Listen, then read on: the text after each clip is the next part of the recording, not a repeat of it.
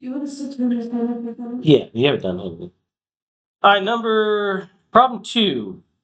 So yesterday we looked at problems that were in terms of x. Today we're looking at problems that are in terms of y. Oh, good. So sketch the region, x equals y squared. So get through this.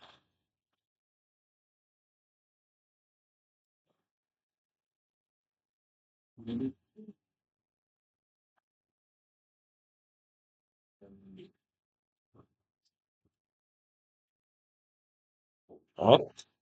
And x equals y plus 2. So when y is 1, x would be 3. Y is 0, x would be 2. Y is negative 1, x would be 1. When y is 4, y is 2, x would be 4. There we go.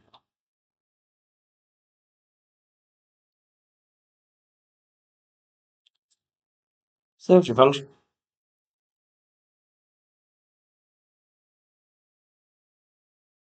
So it's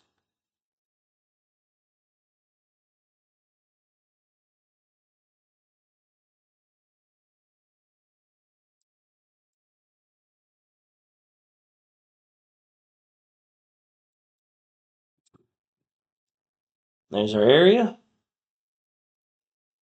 Label the points of intersection, so that would be 1, negative 1, and we'd have 4, 2.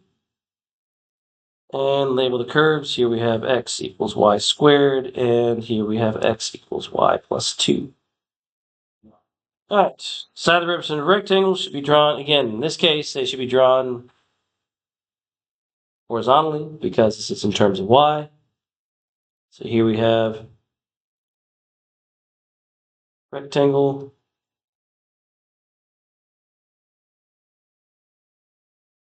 So what are these rectangles actually mean?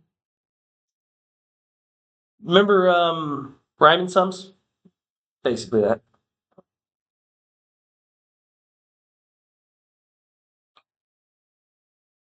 Okay.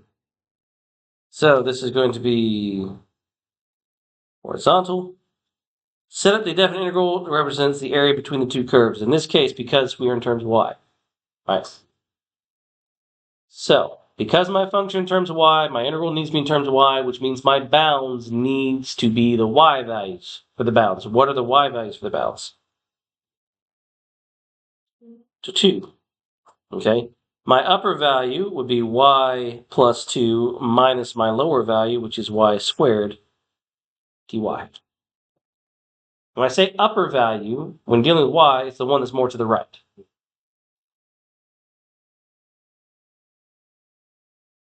So, it's going to give me, okay. Solve. So let's integrate from negative 1 to 2 of negative y squared plus y plus 2 dy, which gives me negative 1/3 y cubed plus 1/2 y squared plus 2y from negative 1 to 2. Plugging in 2, that gives me negative 8/3 plus 4 is 2 plus 4 minus negative 1 would give me 1/3 plus 1/2 plus 2. So 6 thirds is 18, so 10/3 minus, that would be 5, 6 plus 2, 17/6.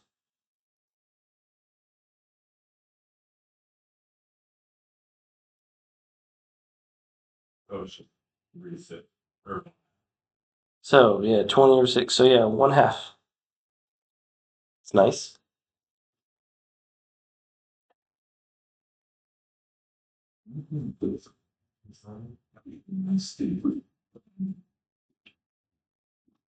So yeah, I get 1/3 and 1/2 becomes 3/6 and 2/6. That gives you 5/6. 5/6 plus 2, or 2 and 5/6. Multiply 6 by 2, you get 12. 12 plus 5 is 17. 17/6.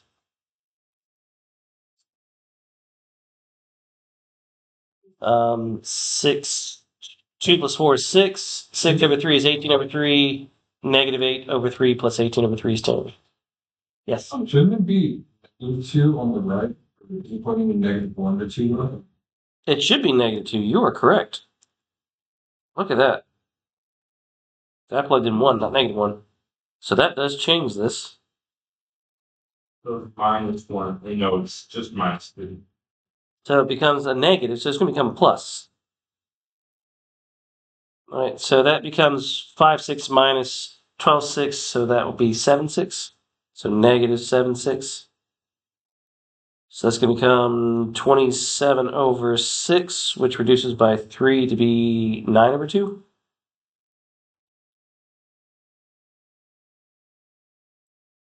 There we go. What was our area yesterday? I think it was 9/2, wasn't it? Isn't this just the same function, just turned sideways? Yeah, I think it is. That's fun. Confirm in your calculator, yeah, you get 4.5. So that's what your calculator will give you. Alright. So, again, the idea here is if they give us the function in terms of x, we can solve this in terms of x. Most of the time. Okay? If they give us the function in terms of y, we can solve this in terms of y. Again, most of the time. Number 5, what's the issue I have here? Yeah, one of each. So you can kind of decide which one you do. In this case, it would probably be easier to put these both in terms of what? Y. Because we have y squared. If you get the first one in terms of x, you'd have plus or minus square root of x. You have to deal with that. It does help to graph this to kind of see how that works. Like actually.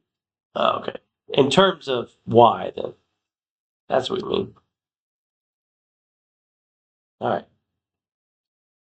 So if we graph these, let's see, y, clear this, we have, we need terms of y there.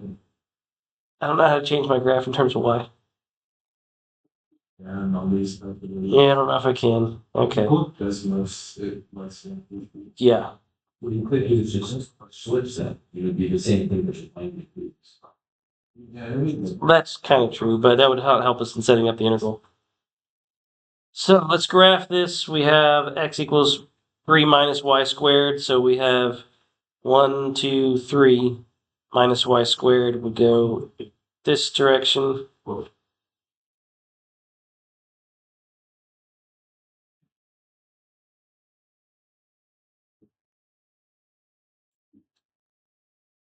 All right, and then let's write this as, again, I can graph this, y equals x minus 1. So -1, 0, 1, I think I'll go right there.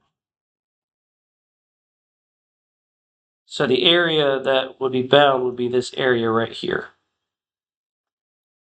All right. Now in this case, why would I not want this in terms of x? You have to make I'd have to make two integrals. Okay. So one integral, let me separate this, so green here. One integral right here, where I can find this area, and then another integral over here trying to find this area. So that's probably why I don't want this in terms of x. Let's leave this in terms of y. In that case, it would be the 3 minus y squared as my larger function. And in terms of y, I get x equals y plus 1 would be my smaller function. So I'd integrate 3 minus y squared minus y plus 1 dy. But what are my bounds?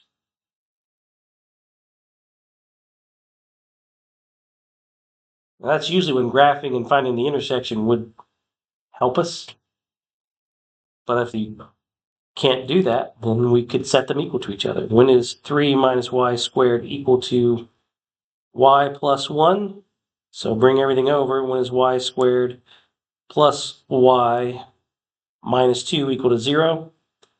That factors to y plus 2 and y minus 1.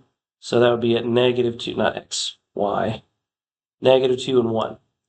So from negative 2 to 1 are my bounds.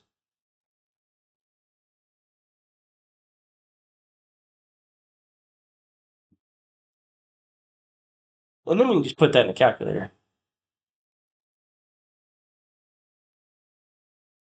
There's no point in doing that by hand. So math integrate from negative 2 to 1. 3 minus x squared, close parentheses, minus parentheses, x plus 1 dx. Hey, look what that gets us. And it doesn't matter what I really want. No, it doesn't matter. Why is everything 4.5? I don't know. 4.5. Because we have the same quadratic function and the same linear function, just written different ways. There's moving it. Just rotating. Yeah, we flipped it and shifted it, and that was it. That's funny.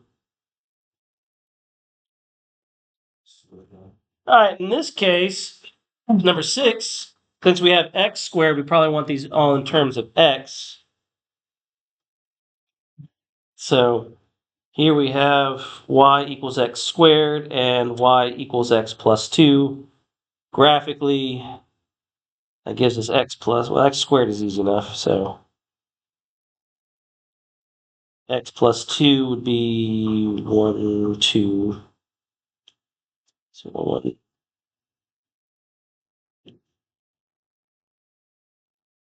All right, so we want this area right here.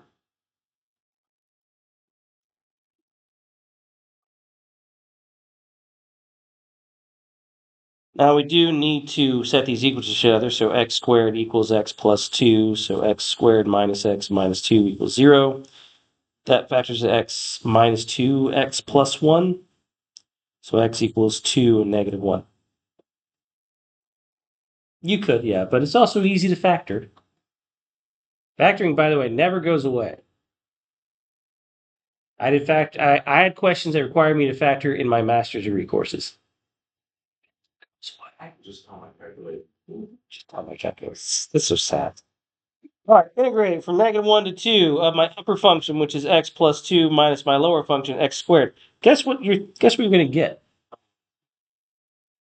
I think it will be. I think it will be 4.5.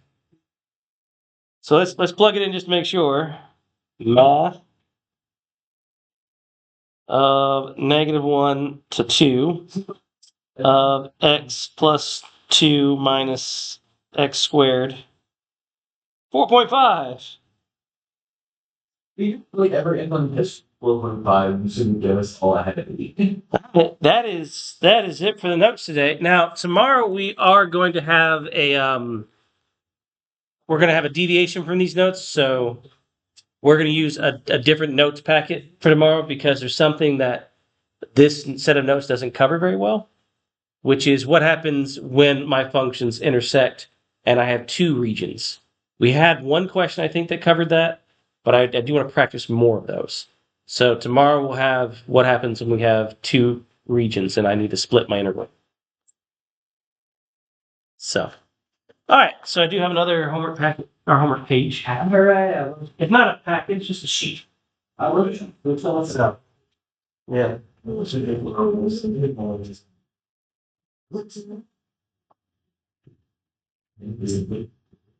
I will go ahead and get the notes and the answer key to these packets up on Canvas. So you can check your answers.